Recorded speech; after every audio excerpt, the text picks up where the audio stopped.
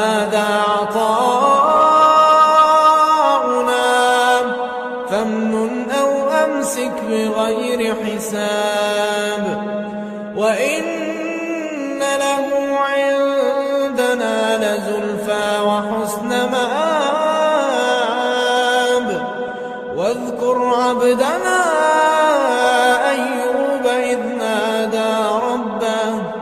إذ نادى ربه أني مسني الشيطان بنصب وعذاب اركض برجلك هذا مغتسل بارد وشراب.